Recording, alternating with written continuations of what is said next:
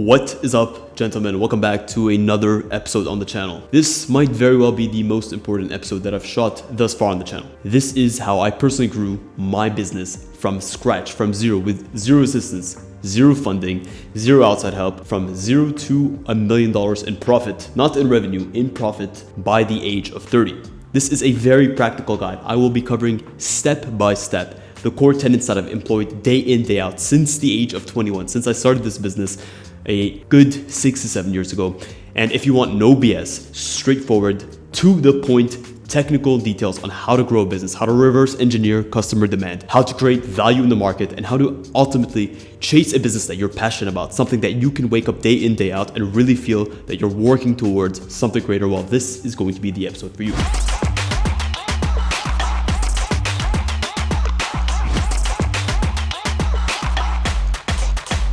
Number one is that I just went.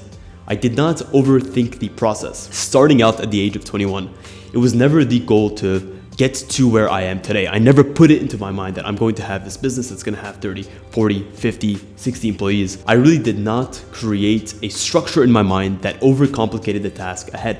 I just did. I started every single day by creating a single piece of content and ultimately just putting myself out there. What it was and what it is now are completely two different things. Why do I say just go? I find that most people put themselves in scenarios where everything has to be perfect before they choose to take the first step forward. They have to have their finances in order. They have to have the right time. They have to be in the right mind space. They have to have the right opportunities. They put all of these things in front of them as a core reason to not actually go and pursue the things that are meaningful. They're scared of what is possible if they actually did what they had to do. Based on my specific experience at Fit Design, I started off actually creating artwork that was sports inspired. So I would watch all these famous fitness influencers and I would create these Photoshop edits of them. And then that transitioned from doing Photoshop edits of influencers to doing Photoshop edits by demand, by request. I remember I would get people message me on Instagram, message me via email and tell me, oh, I've seen this edit you did of Christian Guzman or of Jeff Side. Can you create one for me? And I would charge them $20, $30, $40, $50,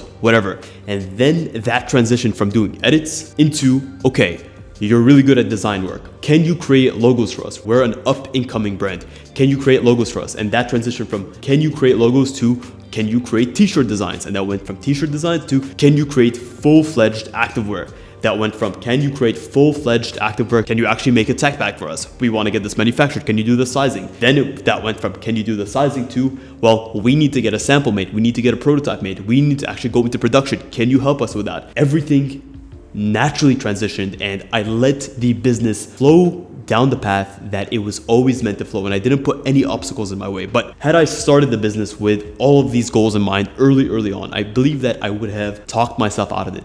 The goal or the mountain to climb would have seemed far too monumental to the point where it would have stifled me, it would have paralyzed me. The easiest way is just to take one step forward and to put one foot after another and to take consistent steps in the general direction every single day when starting a business. Number two, in terms of how I grew into $1 million in profitability by the age of 30, is that ultimately I went where the value is. Most people look at a business in sort of a romantic frame. They almost justify to themselves that business is just about hard work. If I work hard, then I'm entitled to the fruits of this hard work. And that could not be further from the truth. At the end of the day, there's a very well-known saying that if you want to make $1 million, you don't open a cupcake business. You need to be very hyper aware of where the value is in the market. If you're able to go and tap into where those pockets of value is and ultimately be able to fill and satiate a core demand that you know your customers are going to need, well, that's where you're able to extract your financial incentive in return for the value you're providing. Make sure you reverse engineer any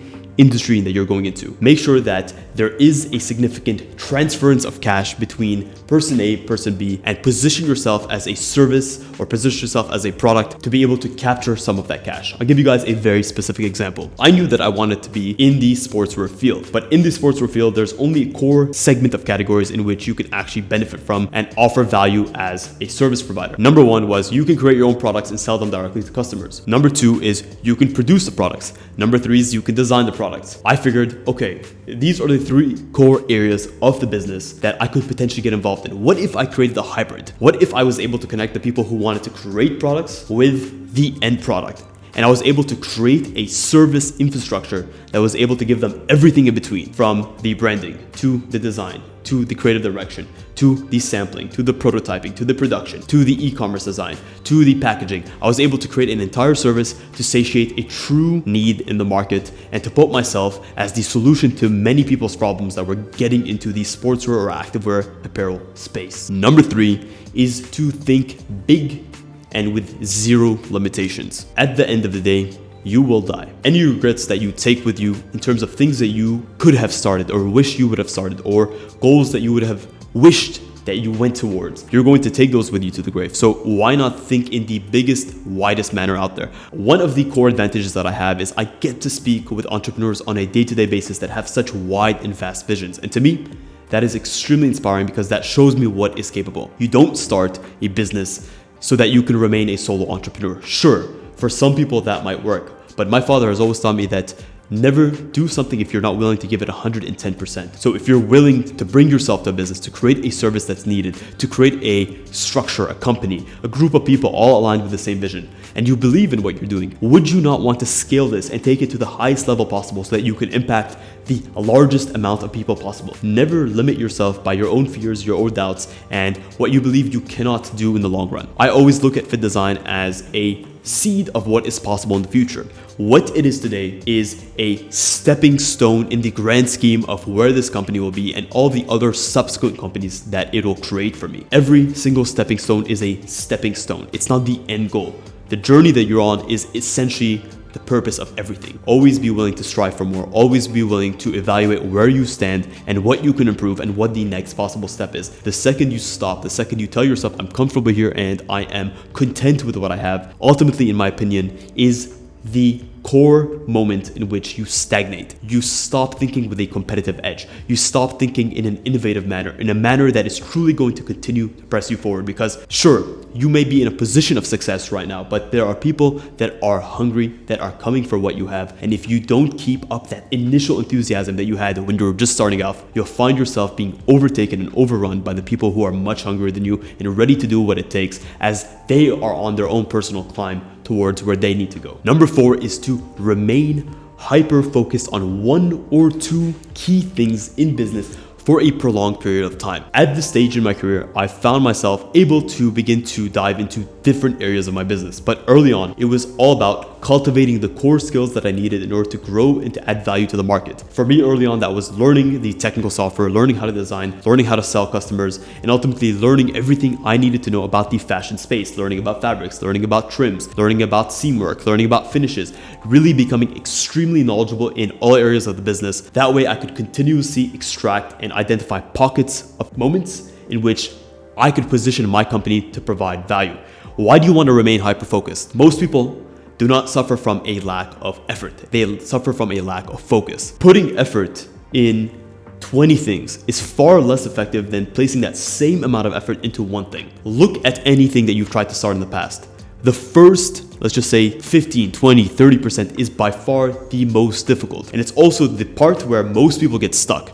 Most people are just willing to go into something 5%, 10%, 15%. Few people are really willing to stick it out for as long as it takes in order to truly become masters in that space. There are many amateurs in any given industry, but there are few masters. Position yourself to become a master, an expert, a all-around informative or key thought leader in this space. And you do this by investing the time necessary, by going to places, by going to depths that few people are willing and capable of going. This is why I advocate for remaining hyper-focused in the early stages of your business. Focus yourself on value creation. Focus yourself on understanding the industry inside out. That way, anyone that comes to you, you can speak with a level of conviction that they have never seen before. I cannot tell you guys the number of times where people just immediately know on first moment that I know what I'm talking about, confident about what I'm talking about, and I'm the right person to solve their problems for them. And that does not come by me lying. That does not come by me posturing. That comes with true value that I've created in the market time and time again, that my mind subconsciously can call back to every single moment that I'm having an engagement with a customer, and sort of it just manifests itself in every single thing that I say, in the way that I look at them, the way that I speak, how I structure my points, how I address their questions, and this just comes with time and effort. This is why being hyper-focused is going to give you the tools necessary to stand apart from 99% of your competitors. Number 5 in running and maintaining and cultivating a successful business long-term is workflow optimization, workflow productization, and workflow standardization. So what do each of these 3 key things mean? One of the biggest issues with scaling is taking the things that you do really well and transferring those skills onto others. At the end of the day, we only have so many hours in the day, and there's only so much that you as an entrepreneur can do. Sure, when you're starting off, you need to be able to do everything, but as you scale your business, you're going to find yourself having less and less time to do the things that truly matter. I find myself being drawn more into the strategic side of the business rather than the design or the execution side of the business at this stage in my career. But early on, I was pretty much trying to do everything and noticing that I just did not have enough time to fulfill customer demand, to create content for social media, to push the strategy of the business. I needed to find a way to standardize my service. That way I could teach it to others, so I could optimize, number 1, the workflow. How is each of our services, how is it executed, and how is it delivered to the customers? So I'll give you guys a very specific example. Customers that come to us typically want us to create a brand for them from A to Z. We take them through the entire process, and let's just say they're creating a collection with us. The first step for them is to actually identify the products they want. We'll help them out with that by laying out a skeleton for their collection. Then they'll go on our website, they'll make an order, and they'll receive a series of automated questionnaires that I personally created myself in order to be able to extract the necessary information for my team to be able to execute on these designs. Once they fill in these questionnaires, my team will go ahead and create a series of sketches that are all laid out on a standardized sketchboard with standardized detailing. This is done so that any single designer across my team has the same layout and the same format no matter who's working on what. This gives customers a consistency that is similar to the one that you get at fast food. At the end of the day, you keep going back to McDonald's because you know no matter which McDonald's you hit, whether it's McDonald's Lebanon, McDonald's United States, McDonald's Europe, that you're going to get a level of consistency that you can expect, and who doesn't love consistency more than we do as humans? Once the sketches are created, then my team will take them through the 3D modeling and the 3D rendering workflow. Once that's done, we'll go ahead and create a tech pack, and we have a base template that all of our tech packs are created, and whether it's designer X or designer Y, anyone on my team is being able to create the same exact layout and the same exact look of the finished deliverables based on pre-existing templates that I've created in order to maintain quality and maintain consistency across the brand. The last thing is productization. Most services or most service-based companies know what they offer, but they don't know how to communicate it into a way that their customers can understand, into a pricing structure that makes sense for their customers and makes sense for them financially. And ultimately, they find themselves having to pitch customers from scratch every single time. What I did early on in the business is I looked at what are the things that make us special? What are the services that we can automate and we can replicate in scale by creating a structure and a workflow that is efficient? And for me, that was our branding design. We have 3 tiers of branding design depending on what the customer needs. 2, it was the product design. We have a very specific workflow that I sort of hinted at in the previous section. 3 is our e-commerce design. 4 is our architectural and retail store design. And notice I said specifically retail store design because we believe in being hyper-focused on our niche and in order to become the best possible service providers in that niche. So I really understood what services I want to offer in terms of my company.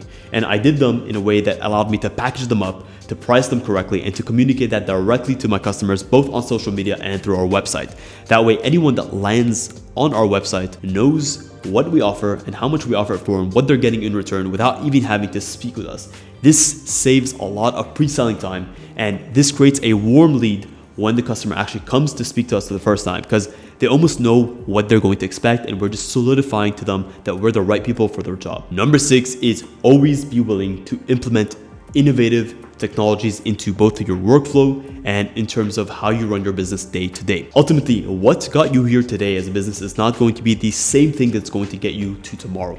Every day should come and bring with it a new way of thinking. You need to discard the ways of old and always be willing to embrace technologies, to embrace change, to embrace growth as it comes along. I'll give you guys a very specific example from our business. Early on in our business, we used to create all of our mockups as vector mockups in Adobe Illustrator. And we did this for the first 2 years of the business. They look beautiful, and of course, we were doing extremely well.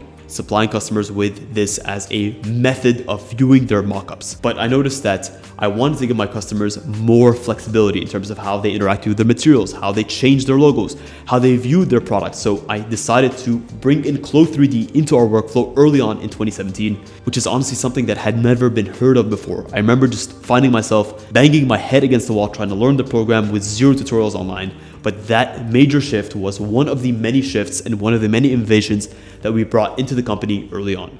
Number 8 is to never spread yourself too thin. So as a service-based agency, you can always find yourself taking on requests that don't really make sense for your core business structure. Early on, when you need cash, it can be very, very easy to say yes to pretty much any project that comes your way. This was something that we were very conscious about early on into the business. We chose to really streamline the types of customers, the types of brands that we wanted to work with to build up our portfolio into a very specific niche in the overall fashion market. And of course, it is important to pick a niche that is going to make sense for you to really invest your time and your effort into.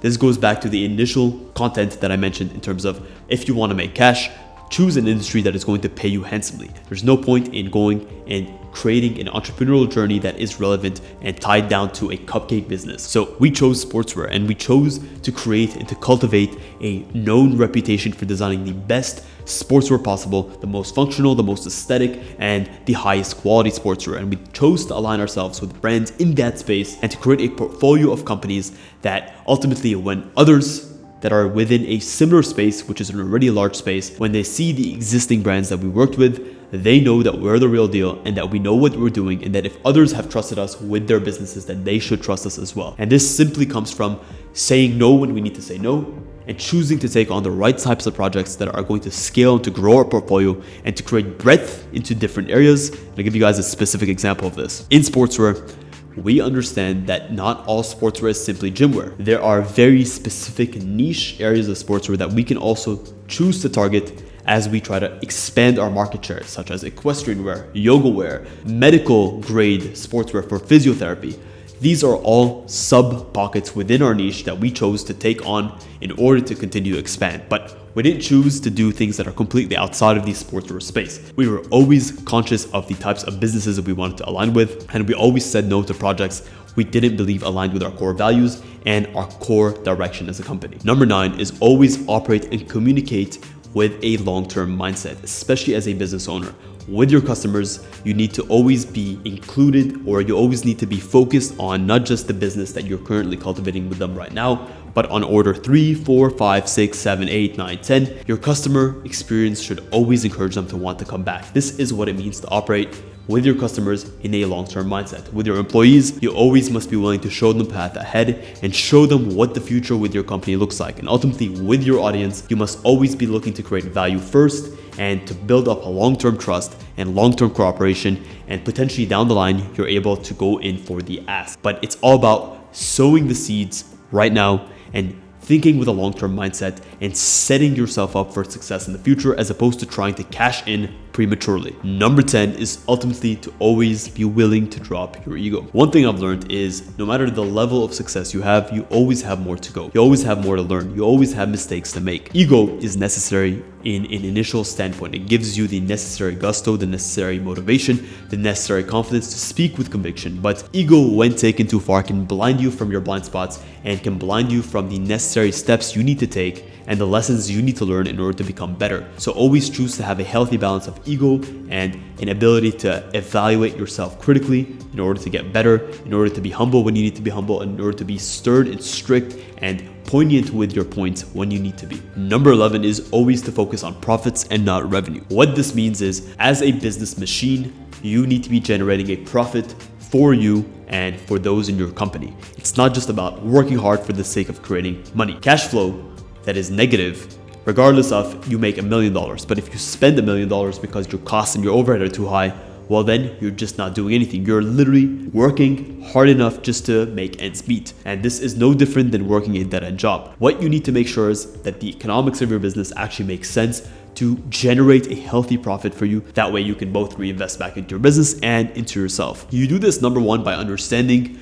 what your business numbers are. What you're charging versus what it's costing you in terms of your time spent, your employee time spent, the resources you're allocating, and ultimately what the actual return on your investment is. Make sure to track your costs. Make sure to track your revenues. Make sure that you're always in a healthy margin, around 60 to 70% at minimum. This is all of your costs included, including your employee tax, including your rent, including any of your additional marketing assets and marketing values that you have to spend, and just make sure that you're generating a profit. Always be willing to readjust your pricing as you move forward in your business and as you scale. Of course, every profit adjustment should bring with it to your customers an added value increase. Never adjust your prices without being able to adjust your actual value add. You need to be very conscious of balancing those two things. That way you're never ostracizing, or you're never sort of keeping out existing customers or removing existing customers. So always be conscious of where and how you price and how you increase your prices over time. Last but definitely not least is to always operate with an air of gratitude. At the end of the day, you could easily wake up in the morning, and I've been in those positions before, where you wake up knowing the problems you have to face, knowing the challenges that lie ahead, knowing your responsibilities, and it can feel overwhelming at times, especially when that pain is consistent, when it doesn't stop. Instead of choosing to look at that as a negative situation that you have to face and something that you have to overcome, look at it in the reverse. Look at it as an opportunity for you to strengthen the person, strengthen the moral of your character, strengthen your resilience, to show up in a scenario in which others are relying on you, in which you need to provide value to the market. Look at it as an opportunity to become better, and ultimately, if you're an entrepreneur that has achieved some level of success, ask yourself the question, would I have it any other way? Yes, it's difficult right now, but I'm blessed and favored to be in this position where I have people that rely on me, where I'm able to call my own shots. And yes, it may be all on my shoulders, but at the end of the day, this is the way that it was always meant to be. Being grateful for things that are difficult allows you to look at everything with the glass half full. Being grateful when things are down also allows you to look at what is in front of you and what opportunities lie ahead of you, because when you have nothing, you have everything to gain, and when you have everything, you have everything to lose. Guys, if you enjoyed this episode, please consider smashing a massive thumbs up. This has been my tactical and very practical guide to how to approach and how to build any business. Of course, these tenets can be modified and adapted depending on which industry you're in and what type of services you're offering. But honestly, if you've ever had the goal and you've ever had the dream to go after a business of your own or a company of your own, well, do it. This life is short, and ultimately, every second that you don't pursue what is meaningful to you and the things that are important to you, you'll find yourself exponentially regretting those lost moments in the future. It's not easy, it's not simple, but it is well worth it, guys. If you enjoyed this episode, please consider smashing a massive thumbs up. It really does help me out. I make these episodes as a labor of love, and it means the world to me when I hear back from you guys. Thank you so much for tuning in to this episode. Until next week, we'll speak soon.